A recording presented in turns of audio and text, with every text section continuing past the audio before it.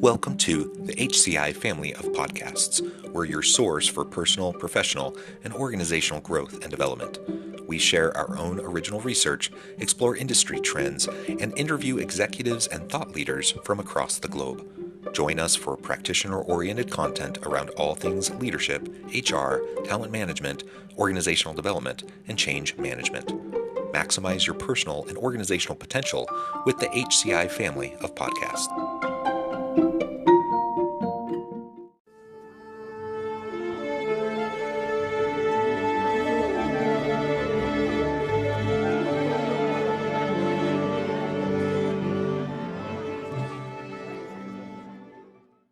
Kevin Eikenberry, welcome to the conversation today. Jonathan, it's a pleasure to be with you. We had a little trouble making this happen, but here we are. And by everybody, those problems were mine, not Jonathan's. So, man, I'm glad to be with you. You know, you got to be adaptive, right? There's things happen and technological things happen. And I'm glad we were able to get this rescheduled and have this conversation because it's a topic that I really kind of care about and think about and talk with people about. We're going to be talking about why return to office plans are failing and what companies should be focused on instead. And that's not to say that it's inappropriate to have people return to the office. I think as we were talking in the pre-interview, it just, do you have a purpose? Do you have a reason behind it? Is there a strategic foundation behind it, or is it just kind of your preference? I've seen a lot of senior leaders kind of leaning into just their preference and then making these mandates, and that can be problematic. And so we'll explore this, and I think it'll be a really fun conversation. Kevin is joining us from the Indianapolis area. I'm south of Salt Lake City in Utah.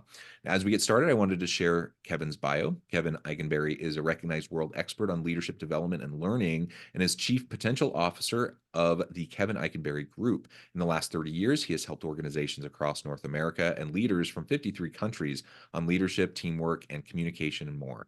Twice, he has been named by Inc.com as one of the top 100 leadership and management experts in the world and has been included in other similar lists. Again, Kevin, a pleasure to have you. Anything else you would like to highlight by way of your background or personal context before we dive on in? Well, I mean, so glad that you read that bio that my mother wrote. I'm happy to hear that. But I will say that probably the reason that I'm here beyond all that stuff, I'll say two things. One is, along with my co-author, Wayne Trammell, we've written 3 books all about this remote long distance thing, long distance leader, long distance teammate, and the long distance team. And so, and maybe more important than all that, Jonathan, is that I've been leading a remote team for over a decade. So it's perfect. And of course, during the pandemic, this came to a head. Like so many organizations were forced to go remote if it was possible, just in order to stay alive and to stay functioning and open and relevant. And so many organizations that may have been hesitant to lean into remote or hybrid work were forced to over the course of the pandemic. And I think many people figured it out. Certainly, there were studies that looked at people's preferences of work modality pre-pandemic, during the pandemic, post-pandemic. And it was a really interesting shift in preference and perception of workers. And long story short, basically, people became much more comfortable with remote and hybrid work during the pandemic because they were kind of forced to figure it out. What's interesting is that many leaders in organizations, didn't quite have that same adjustment and same transition. And as restrictions lifted and as public health allowed, more and more people wanted their workers to come back to the office.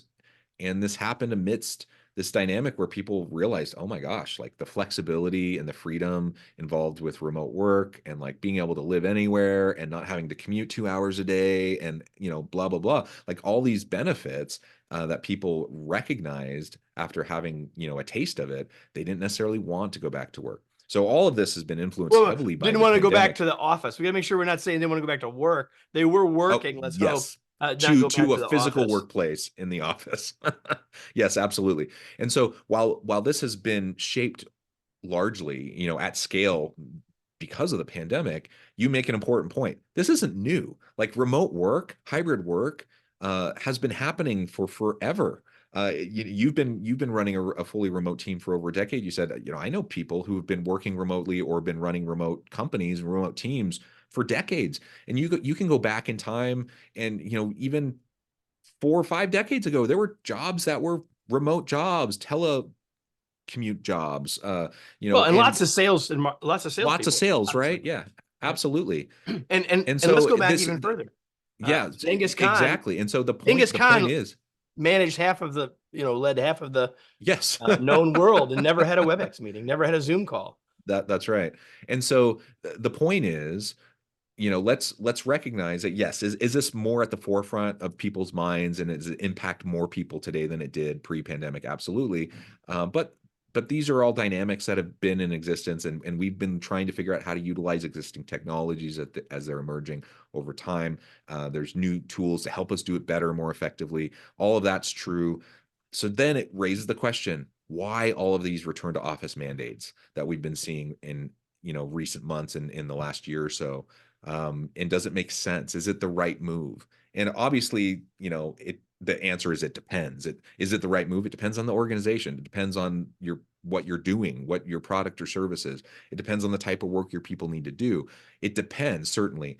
And ultimately, I think, both just want to advocate for people to have thoughtful conversations around what work can and should look like within your organizations, and then make a plan around the mix of in-person office versus hybrid versus remote work. So that was a lot. I kind of went on my little rant there. So I'm going to pause and give you a chance, like, from your perspective and the work you've done and the books you've published, why do you see return to office plans, as sometimes lacking, even failing?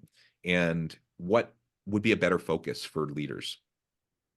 Well, there's a lot here we can talk about. And one thing I would say is that because of the pandemic, because of all of that, and because we've been moving in the direction of a more distributed workplace, as you said, for a long time. But for society to sort of shift its view of work takes about 70 or 80 years. We could go back and talk about, in the mid 1800s, you worked 6 days a week, and you worked 12, 14 hours a day. You worked daylight till dusk, all that stuff. And now we have always thought of work as 8 to 5, 40 hours a week, 8 to 5 for most, but 40 hours a week. And if you didn't work that way, you immediately said, well, but I work swing shift, or I work every other weekend, or what, Right. Our society has viewed work around going to a place to do it in a certain time window. And so even though we didn't get from 6 days a week, 12 hours a day to 5 days a week, 8 hours a day, even though they started testing it in the 1860s and 70s, we didn't get there till the Depression, to where that was like really the way it was done. And so we've now transferred a lot of that time into a very short window, which is one of the reasons why, for so many people, it felt and continues to feel somewhat chaotic, if you will. So to your question about why the massive move back, I think that the biggest challenge that we face is that people are treating this as an either or thing. They're treating it like on this side, there are senior managers who want everybody back, and we don't even know why they want them back, but they want them back. And people here say, I don't necessarily want to come back. Why are you making me come back? And so rather than thinking about us being in this together, we've made it and the media has reported it as such, as a sort of either or, us versus them situation, which certainly hasn't helped. Right. So one of the things that I've said to lots of folks who said, I don't understand why senior leaders want to bring people back. I said, well, there are lots of possible reasons, but let me tell you one of them right now. Those people were successful in a world of work that looked like everybody was around. They got mentored, they grew, and they were successful in that world. And some of them want their people to be successful. They want their organizations to be successful. They won at that game, and they want their teams to win. And that's the game they know how to play. So it isn't necessarily a power grab. It isn't necessary, although it could be. It isn't necessarily, I just want it the way it always was, although it could be. It could be related to organizations wanting to support their downtowns and bringing people, like there's some civic, like my point is there's a bunch of stuff here, and it doesn't help when people start to pit one answer versus another. And so what I would say is that I agree with what you said, Jonathan, to start, which is that the decisions here, like, let me back up and say that just because I've written 3 books that have long distance in the title does not mean I'm one of these people who says everyone should work remotely. Sure. And, Yeah. I am not the remote work advocate. What I am is to say that if that's the way we need to work, let's figure out how to do it really, really, really well. Because we can do it really, really, really well.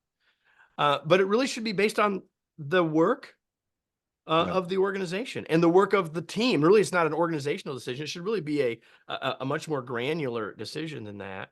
And so I think organizations have failed because they've made global decisions, they've made Mhm. quick decisions, and they've made us versus them decisions. Yeah, I think that's a great way to articulate it.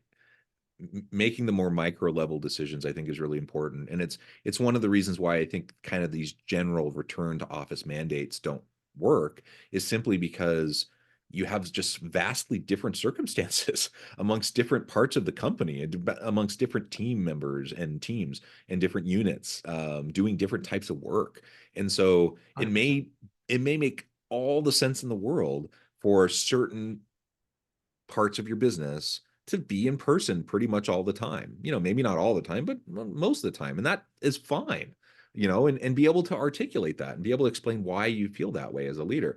But to say that everyone uniformly just needs to be back in the office, a lot of times, there may be nuanced, complex sets of reasons like you described. And a lot of times, though, at least it's perceived from the worker as being, oh, this is just my boss trying to control, trying to just do what they're comfortable with, not adapting to the times, blah blah blah. You can fill in the gaps with whatever thing that people are thinking. And ultimately, it doesn't really even matter what the leader's real justification is, because the perception is going to win the day if you're not communicating effectively what the actual reasons are, right? Yeah, 100%. So I've helped a lot of leaders craft their communication about whatever their decision was, hybrid, whatever, Hmm. return, whatever. And I've been in the room on client sites when those decisions were announced. And in fact, in one case where I had nothing to do with what that communication was going to be like, but I was sitting with a group of leaders because I was delivering a workshop. And they had this town hall meeting for leaders in the middle of it. So we stopped and we watched this. And one of the mistakes that those leaders made, and one of the mistakes that a lot of leaders have made in this communication, is they haven't talked enough about the why. Why are we bringing people back? They've talked a lot about, well, I've already been back and it's really not so bad. I'm kind of used to it again. I kind of missed the commute, like all that stuff. Like that all rings very hollow if we don't start more with what's the business case here, right? And I think we're in definite agreement that it's a mistake to make this decision globally. It's a mistake to make this decision across an organization, but it's also a mistake to assume that everybody wants to work at home, because they don't. Right. Some Yeah, people that's are ready to be absolutely back true. in, really want that 2 days a week, 3 days a week in the office. Really, actually, I talked to someone just the other day that says, man, you know what? I actually am enjoying my commute because I have a break between when I'm at work and when I'm at home. And people forgot what that was like when all you're doing is walking through a doorway into the rest of your life. And all of, so like, the right answer for everybody and for every team is situational. And you said it early, it depends. And we should stop creating policy and start creating pilots, and trying Mm, stuff and looking at it. And I think the location isn't even the only part of this equation. right. The time of day is a part of this equation, and the nature of, um, are people 40-hour employees? Are they 30-hour employees? Is it okay for people to work a different time of day? All of those things. I believe the future of work is actually flexible. The word for us to think about here is flexibility rather than trying to come up with what the new right answer is, because none of us know what that Yeah, is. I completely agree with that. Flexibility, just learning to be flexible, I think is important. And I agree. Like I'm all about flexibility and having some of both. You know, there are times where it's super helpful and convenient for me to be able to be at home for a variety of reasons. But I also like going into the office. And I like interacting with my colleagues. And I remember it's been a hot minute because I actually, you know, my main gig is I'm a university professor. I live a mile from campus. I don't have a commute. It like takes me 5 minutes. I could walk here in 10 minutes if I wanted to. And so, you know, I don't have the commute, but there was a time where I did, and I had about an hour each way. And you're absolutely right. When that went away, on the one hand, I'm like, oh my gosh, I get all this time back. On the other hand, I was really sad about it because all of a sudden, you know, I read a lot of books. I would commute on, you know, on the express bus. And I'm like, I read a lot of books commuting, and I was like Couple treasured a week, time. right? A couple a week. Unbelievable, Yeah. right? Yeah, it was tremendous. And when that went away, all of a sudden my book reading went way down, not because I didn't want to, it's just because that time got sucked into other things, Exactly. right? Exactly And right. so, yeah, absolutely. Just remembering that people have different preferences. I think why people like remote work is primarily because they like the flexibility, not necessarily because they just hate going into the office. You know, they just like the flexibility because life is messy and busy, and you have to do lots of different things and juggle, and they like the flexibility. So recognizing that, I think, is just really, really important. As you're talking to, you know, I'm thinking about different life stages. So I've had different times in my life where it was way more helpful for me to have more opportunity for flex work and remote work. Whereas now, you know, I have 6 children. When I was going through like those years of my wife and I having children and taking care of the kids, flexibility ruled the day. Like we wanted as much flexibility as we can get. Now my youngest is 10, you know, my oldest 2 are in college. Like kids are in school all day. Like I don't need the same level of flexibility that was really important to me 10 years ago. And I really crave being in the office because I don't need that flexibility. So just recognizing life stage matters, a variety of different factors are going to impact whether or not people want one thing or the other. And if you can, you know, have some sort of flexibility, have a hybrid approach, I think that's going to win the day for most people. Here's a lesson that I think many leaders learned during the pandemic that I hope we haven't forgotten. And I'm going to connect it to what you're saying. One of the things I said a lot during the pandemic to leaders is remember that what your folks are experiencing is not, we're all experiencing a pandemic. We're Yeah. all, but how we're experiencing it is very different based on life stage, based on 100 factors, based on how we feel about the vaccine and the issues itself and how it's impacting the rest of our lives and the ages of our parents, if we have parents, the ages of our kids, and 100 other things. Like everyone was having a similar experience and was having a very different experience at the same time.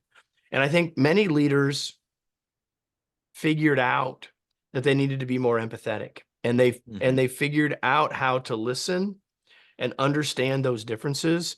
And what I'm suggesting now is that don't forget that lesson, because that's Yeah. still Yeah. true. Just because it's no longer the overriding factor is no longer a pandemic doesn't mean that there isn't a need for us to understand that we're going through, like, you've got kids at home. My kids are 31 and 26. Like, they ain't home, right? And I don't have that. I'm in a different spot than that, Yeah. right? Yeah. And so I have people on my team during the pandemic ranging from 30 to over 70. Like, they're all in a different spot. And so all of us have that, even if demographic it looks like they're not, we still all have these different things. And so as leaders, go back to this idea of stop trying to make a policy and start trying to come up with a way to pilot, to test, to try stuff, to engage our teams with it. If we want engaged employees, which everyone says they want, even though none of us can really define or have a common definition of that word, we all say we want that. And yet on these big, important issues, if we're not engaging them in it, why can we expect them to be engaged in other situations? It makes no sense to me. Yeah. Yeah, absolutely. Very good. Hopefully, as we're talking through this, people are having some light bulb moments of like just some core principles that I think are going to be really helpful for us. Whether we're talking right now, we're kind of focusing on the return to office stuff and remote work, but the principles of what we're talking about, I think apply in a lot of different types of scenarios. Yeah. So let's keep those in mind. I think that will be really helpful. And one of the things that you've mentioned a couple times, I've mentioned it or at least alluded to it, was really the importance of redesigning work. The modern world of work looks different than it did 50 years ago, right? Um, you kind of walk through some of the historical kind of ways that work, how we tended to experience work. And you go back even 30 years ago. I mean, the traditional job was you leave, you go 8 to 5, maybe longer, right? At a physical office space. You do, a particular type of work, hierarchical structures, top-down leadership, like all these kind of traditional things that Neckties. necktie suits and ties, right? Like, so you have all these kind of traditional norms that were established in a different age that over time, of course, we things like business casual tends to reign supreme now in a lot of workplaces instead of suits and ties, thank goodness, for me personally. But like there's lots of things that have shifted and changed. And what that means is, and what the pandemic I think did for a lot of people is to maybe for the first time in a long time feel like you have permission to question and like challenge the status quo and think, do we really need to do it that way? We've kind of always done it that way just because it's tradition, it's norms, but does it need to be that way? And I think we all realize, or at least a lot of us realize, that no, it doesn't just need to be that way because that's how we've always done it. And so the redesign of the workplace, the redesign of jobs, the redesign of how work gets done is one of those core principles, I think, that transcends whether we're talking about return to office, in-person office work, remote, hybrid work, whatever. I think it's an important conversation for the future of work generally. Any thoughts on that? No, I would agree with that. And I think that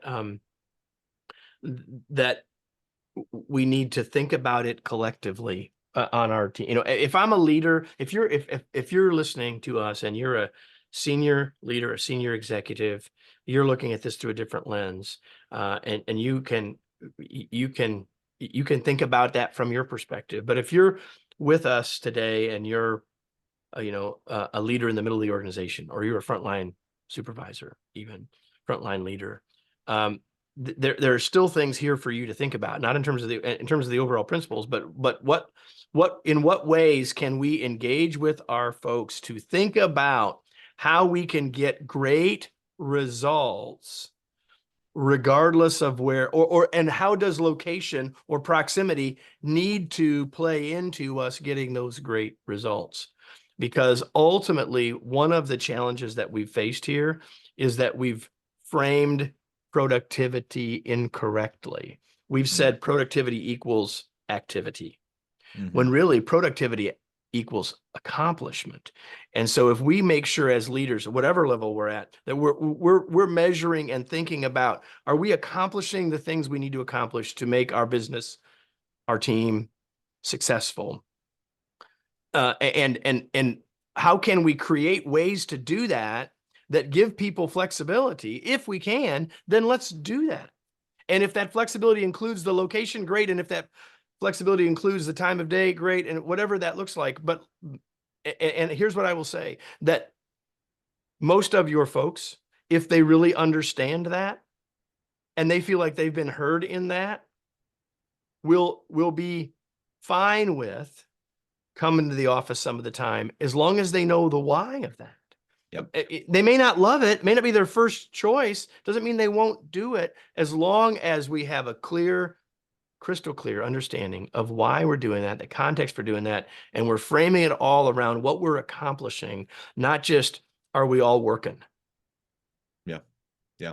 Kind of the old fashioned butts and seats model just doesn't fly. Like people are so skeptical of that and don't believe in that. So Great stuff. Kevin, this has just been a really fun conversation. I know at the time I need to let you go, but before we wrap things up, I wanted to give you a chance to share with the audience how they can connect with you, find out more about your work, and then give us the final word on the topic for today. Yeah, so you can certainly go to our website, Kevin Eikenberry, EIKENBERRY.com, kevineikenberry.com, and find all sorts of resources to help you as a leader, both regardless of where your folks might be working, whether it's remote, hybrid, or in the office. It doesn't really matter because, at the end of the, well, I'll say that for a second. You can connect with me on LinkedIn. I mentioned the 3 books, The Long Distance Leader, The Long Distance Team, and The Long Distance Teammate, all of them available on Amazon, all of them that you can find on our website. I hope that you'll connect with me on LinkedIn. And here's where I'll leave us. That it's the first rule in our book, Long Distance Leader, that it's more the same than different. And so like we've talked all through this conversation, this conversation wasn't really only about return to office, right? It was about leadership principles. And so I'll leave you with this, that for us to be more effective leading a team that may not always be in the same place, that we need to think leadership first, location second. It's still leadership first. And that is what matters the most.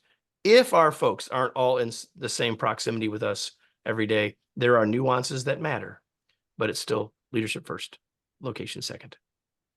Yeah, absolutely. Well said. Thank you so much, Kevin. It's been a real pleasure. I encourage the audience to reach out, get connected, find out more about what Kevin can do for you. And as always, I hope everyone can stay healthy and safe, that you can find meaning and purpose at work each and every day. And I hope you all have a great week.